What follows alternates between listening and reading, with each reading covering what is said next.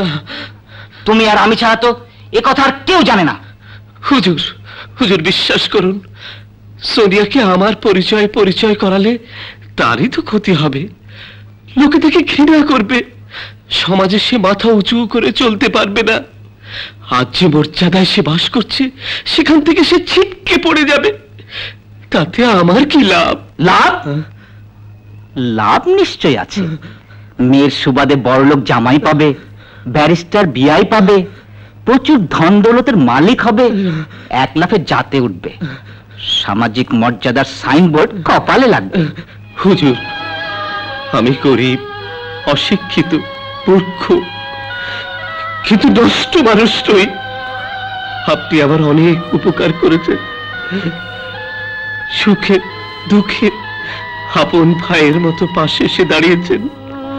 চরম দুঃসময় বাচ্চা মেয়েটাকে বুকে তুলে দিয়েছেন।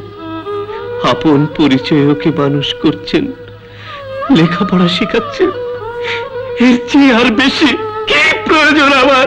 এখন যদি ব্যারিস্টার সাহেব জানতে পারেন, তাহলে তার ছেলের সাথে একটা খুনি রিকশাওয়ালা মেয়ের বিয়ে দিলেন। এখানে আসাই আমার ভুল হয়ে গেছে। আজ আমার কারণেই আপনার সাজানো জীবন ওলট পালট হয়ে যাবে।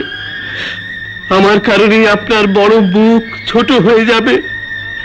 তা হয় না।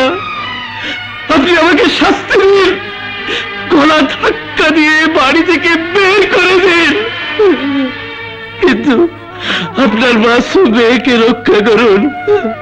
ওকে ধ্বংসের হাত থেকে বাঁচাতেই হবে, যেমন করেই হোক বাঁচাতেই হবে।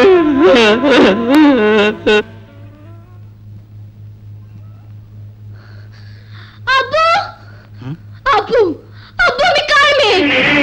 কেন, তুই আমার মেয়ে? মিথ্যে কথা। এতদিন তুমি সত্য গোপন করে রেখেছো।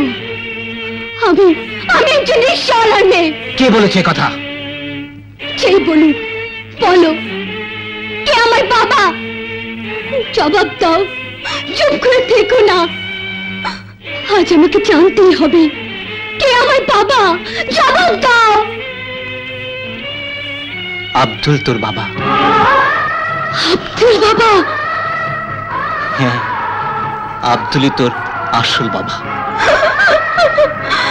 আব্দুল আমার আসল বাবা। বাবা!